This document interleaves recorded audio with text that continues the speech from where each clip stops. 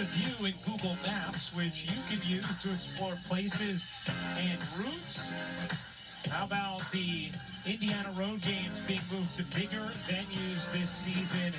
At Dallas, you had 20,409. Here in Chicago, June 7th, 19,496, over 19,000 July 15th at TD Garden.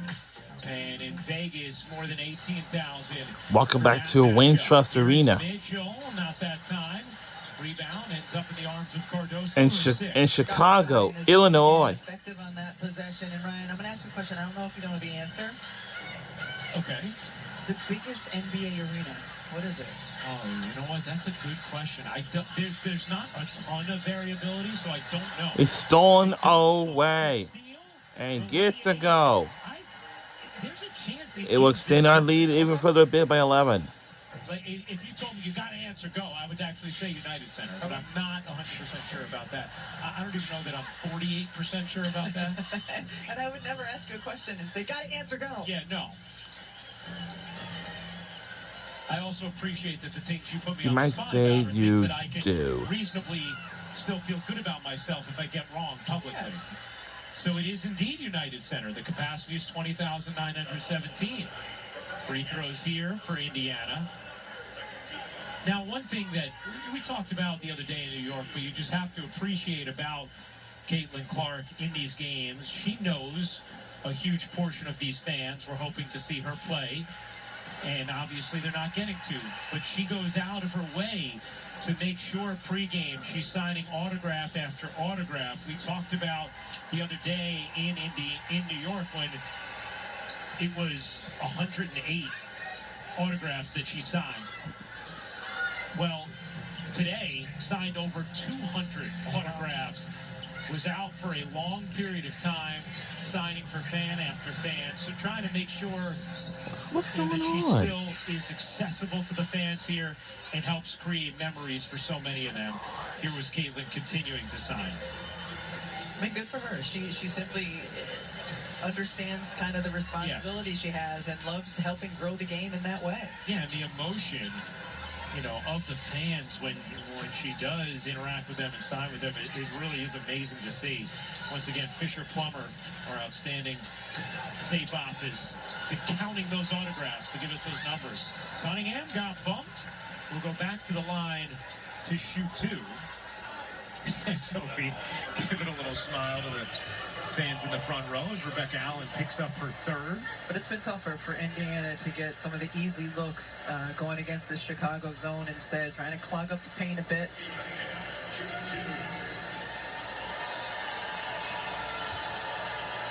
Sophie Cunningham yet to score in this game, but we were talking to her earlier, and the way she's been playing of late, if you look at her numbers over these last 6 games, averaging nearly 14 points, 61% shooting, 58% from three. She said this is what she was expecting this year. Maybe she wouldn't shoot that well all year, but she's just felt great. She got herself in the best shape of her life. In camp, was really humming, and Indiana was so excited about her, and then she hurt her ankle in the preseason.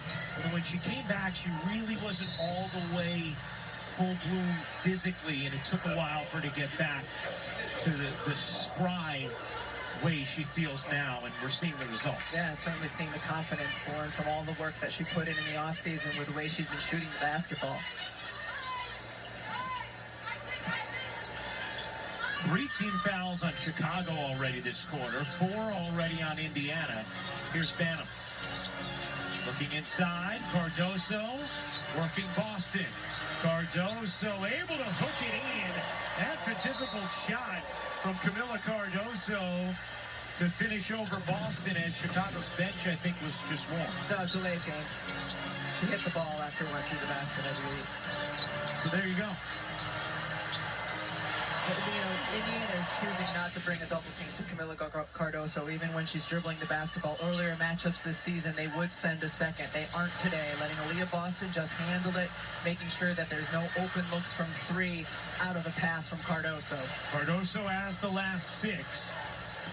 Oh, nice fake. Howard unable to finish. Cardoso another rebound, her 7th. Here's Banham. Banham sees Westbell in the corner of the 3. won't go from Onyenwere. And here comes Mitchell blasting down the floor. Cunningham's three off. 13-point Indiana lead. Chicago has struggled to score in every meeting this season against Indiana. Good movement here.